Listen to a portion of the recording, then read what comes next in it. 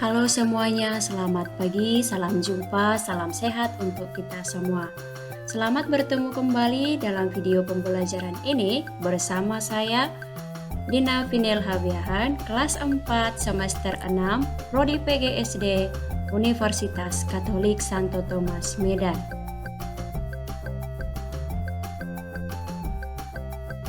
Pada video pembelajaran kali ini, kita akan belajar bersama yaitu pelajaran kelas 4, tema 1, indahnya kebersamaan, subtema 1, dan pembelajaran 1. Adapun tujuan pembelajaran kita pada saat ini adalah yang pertama, setelah membaca teks bacaan tentang pawai budaya, anak-anak mampu menemukan gagasan pokok dari setiap paragraf. Yang kedua, dengan mempelajari tentang keberagaman suku, keberagaman yang ada di bangsa Indonesia, anak-anak mampu menyebutkan jenis-jenis keanekaragaman yang terdapat dalam bangsa Indonesia. Dan yang sebelum kita memulai kegiatan pembelajaran kita ini, ada baiknya kita awali dengan doa menurut keyakinan dan kepercayaan kita masing-masing. Berdoa dimulai.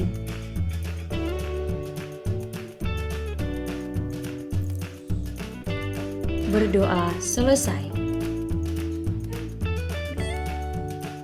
Setelah kita berdoa, sekarang Suster mau mengajak anak-anak untuk melihat sekelilingnya, melihat sekitarnya. Apakah teman-temanmu sudah hadir semua? Apakah ada teman-temanmu yang belum hadir sekarang? Iya, bagus. Semua teman-temannya pada hadir. Oke, sekarang keluarkan seluruh alatmu yang berhubungan dengan kegiatan pembelajaran. Sediakan bukumu, sediakan pensilmu, dan sediakan juga segala yang perlu. Jangan lupa air minumnya ya. Baik, kita akan mengawali kegiatan pembelajaran kita ini. Sekarang Suster mau mengajak anak-anak semua untuk memperkenalkan dirinya, marganya, sukunya, agamanya, dan tempat tinggalnya dari mana. Pertama, Suster akan memperkenalkan diri kepada anak-anak. Nama saya Suster Gaudensia OSF.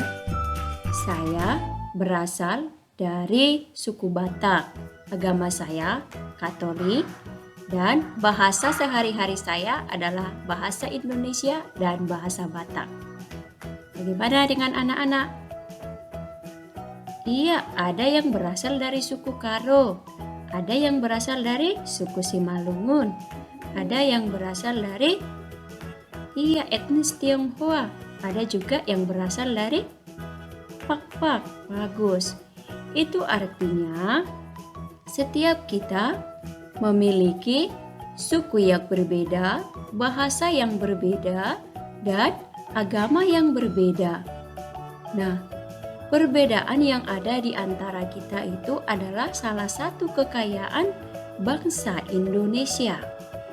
Misalkan, kalau kita pergi berkunjung ke daerah Tanah Karo, di sana kita akan mendapatkan ciri khas dari daerah itu, seperti Perja Tahun.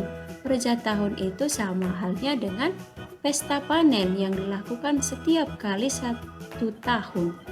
Nah, kalau kita pergi ke etnis Tionghoa, kita akan menemukan di sana tari barongsai sebagai ciri khas dari budaya mereka. Dan ini juga dilakukan setiap tahunnya. Itu contoh-contohnya. Kalau kita pergi ke Tanah Batak, apa yang menjadi ciri khas dari Tanah Batak itu? Di sana kan kita lihat bahwa mereka ada yang disebut dengan manortor dalam acara pesta. Kemudian kita juga akan melihat saksang sebagai makanan khasnya dan bahasanya yang khas. Bahasa orang Batak itu khas.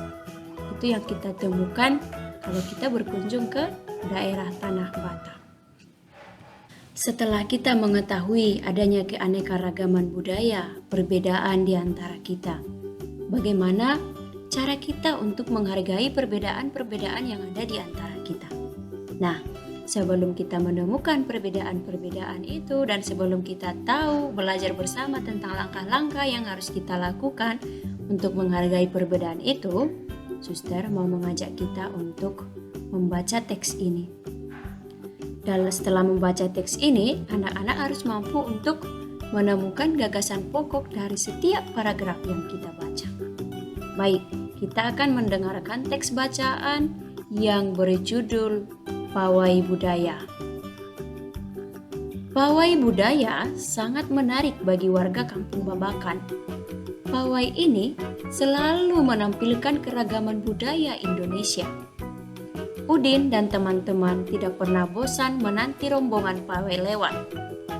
Tahun ini, mereka datang ke alun-alun untuk melihat pawai tersebut. Kakek Udin pun terlihat sabar menanti. Terdengar suara gendang yang menandakan rombongan pawai semakin dekat. Anak-anak, ada yang tahu di mana letak gagasan pokok dari paragraf ini? Nah, tentu saja anak belum ada yang tahu. Sekarang, dengarkan penjelasan suster. Apa itu gagasan pokok dari setiap paragraf? Gagasan pokok adalah inti pembahasan dalam sebuah paragraf. Nah, gagasan ini merupakan dasar dalam mengembangkan sebuah paragraf. Inti, dasar dari sebuah paragraf itulah yang disebut dengan gagasan pokok.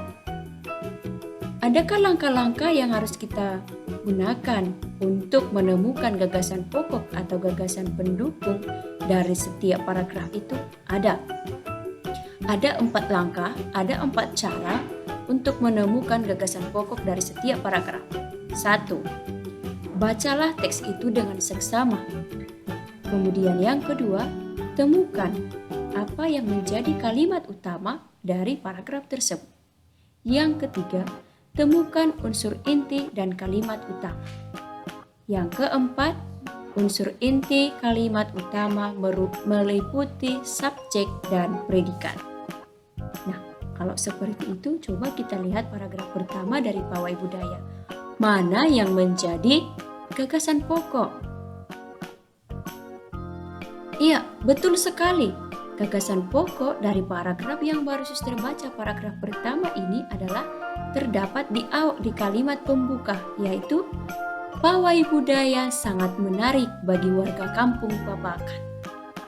Pawai budaya sangat menarik bagi warga Kampung Babakan.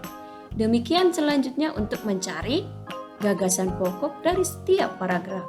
Nah, teksnya Pawai budaya ini masih ada 4 paragraf lagi. Tugas anak-anak, temukan gagasan pokok dari paragraf kedua, paragraf ketiga, paragraf keempat, dan paragraf kelima. Nanti tuliskan dan kirimkan lewat kolom chat suster ya. Baik, setelah kita menemukan gagasan pokok dari setiap paragraf tadi, kita sudah mengerti apa itu gagasan pokok. Sekarang suster mau bertanya kepada anak-anak. Bagaimana cara kita menghargai perbedaan-perbedaan yang ada? Misalkan kalau kita bertemu dengan orang yang berasal dari suku yang berbeda, agama yang berbeda, bahasa yang berbeda, apa yang harus kita lakukan? Pertama, yang harus kita lakukan adalah 1. Berteman dengan siapa saja. Yang kedua, menghormati orang lain yang berbeda keyakinan, berbeda suku, berbeda bahasa, berbeda latar belakang, berbeda budaya. Yang ketiga adalah senantiasa bertutur kata yang sopan dan santun. Jadi, siapapun teman kita berbicara, baiklah kita menggunakan bahasa yang baik dan sopan. Kemudian yang keempat adalah memberi apresiasi terhadap semua perbedaan. Dan yang terakhir adalah mencintai keragaman. Dengan mencintai keragaman, yakinlah bahwa kita akan merasakan banyak manfaatnya. Coba kita lihat sebentar, kita ingat keragaman yang ada di bangsa Indonesia. Keragaman apa saja? Iya, keragaman suku, keragaman budaya, keragaman agama, bahasa, rumah adat, dan ciri khas makanan. Sekarang coba lihat ke papan tulis. Apa yang kamu lihat di papan tulis? Iya, ini adalah peta Indonesia. Coba lihat dan coba hitung berada berapa pulau besar di Indonesia. Iya, benar sekali. Di Indonesia terdapat 5 pulau besar. Sumatera, Pulau Jawa, Pulau Kalimantan, Pulau Sulawesi, dan Pulau Papua. Begini. Nah, apa maksudnya di 5 pulau besar ini terdapat banyak suku? Di Sumatera Utara sendiri terdapat berapa suku? Ada 5 suku. Suku Batak Toba, Batak Simalungun, Batak Pakpak, Batak Karo, dan Batak Mandailing. Jadi, Sumatera Utara sendiri sudah kaya dengan suku. Apalagi bahasa. Setiap suku memiliki bahasa tersendiri. Nah, apalagi di Papua, Pulau Jawa, Pulau Kalimantan, Pulau Sulawesi, tentu masih banyak suku-suku yang lain. Nah, kemudian di lima pulau ini juga terdapat jenis-jenis agama. Di Indonesia sendiri ada berapa agama? Ada 6 yang diakui. Ada Islam, ada Katolik, ada Protestan, ada Hindu, ada Buddha, ada Konghucu. Nah, selain itu, ada lagi selain suku, selain agama, apalagi keragaman yang terdapat? Bahasa, betul sekali, ada bahasa. Setiap suku memiliki bahasa tersendiri. Misalnya Batak Toba, ya bahasa sehari-harinya bahasa Batak. Orang Karo bahasa sehari-harinya bahasa Karo. Gitu juga dengan misalkan orang-orang Jawa, bahasa sehari-harinya adalah bahasa Jawa.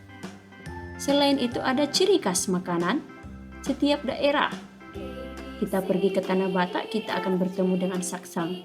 Kita pergi ke daerah Jawa, kita akan bertemu dengan gudeg. Kita berkunjung ke Tanah Karo, kita akan bertemu dengan cimpa dan BPK. Nah, selain itu terdapat juga keragaman budaya. Budaya setiap daerah itu pastilah berbeda-beda. Tradisi, kebiasaan setiap daerah itu pasti berbeda. Akan tetapi, keragaman, kekayaan, seluruh perbedaan yang indah ada di Indonesia menjadi kekayaan seluruh bangsa Indonesia. Dan bangsa Indonesia memiliki satu semboyan, yaitu Bhinneka Tunggal Ika. Artinya, biarpun berbeda-beda, tetapi tetap satu juga. Kita berada di tanah air yang sama, berada di bangsa yang sama, maka kita harus saling menghargai dan saling mencintai dari setiap perbedaan itu. Kita tidak boleh membeda-bedakan.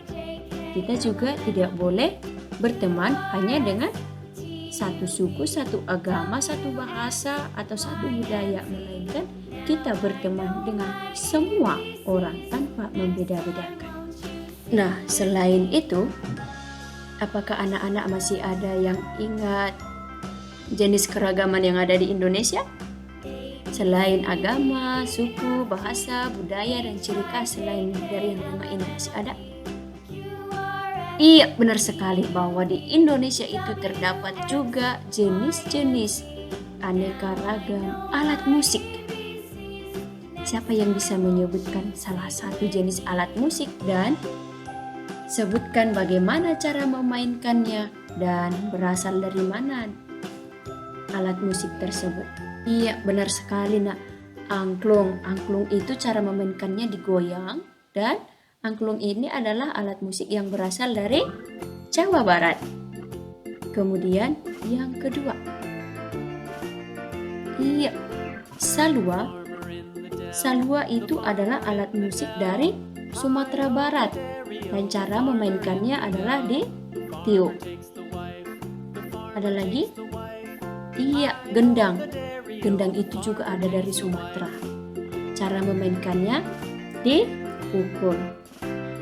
Kemudian ada juga alat musik yang berasal dari Papua. Cara memainkannya dengan memukul. Namanya apa? Alat musik dari Papua. Ya, benar sekali. Namanya adalah tifa. Tiap alat musik yang dimainkan itu akan menghasilkan bunyi. Kenapa? Karena setiap alat musik yang dimainkan itu menghasilkan getaran, dan getaran itu sama dengan sumber bunyi. Terus kalau misalkan kita mau mendengarkan suara alat musik itu dengan kuat, bagaimana caranya? Bagaimana cara menghasilkan bunyi yang lebih keras dari salah satu alat musik itu?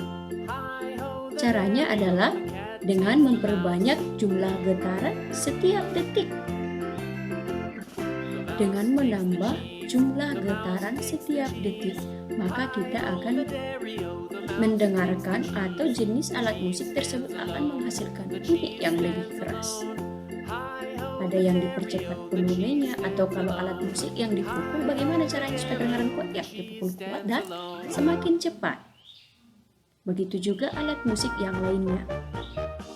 Nah, dikatakan bahwa jumlah getaran dalam setiap detik disebut dengan frekuensi. Nah, catatan yang penting untuk anak-anak adalah untuk diingat satu, semakin banyak jumlah getaran dalam setiap detik, maka bunyi yang dihasilkan akan semakin keras. Atau frekuensi bunyi semakin besar, maka suara semakin keras. Tugas akhirnya adalah yang pertama, coba tuliskan jenis-jenis alat musik dari setiap daerah dan tuliskan bagaimana cara untuk memainkannya. Sekian pertemuan kita untuk hari ini. Jangan lupa untuk mengerjakan tugasnya. Jangan lupa tetap menggunakan masker, cuci tangan, dan menghindari kerumunan. Baik anak-anak, sebelum kita mengakhiri kegiatan kita ini, mari kita tutup dengan doa. Berdoa dimulai.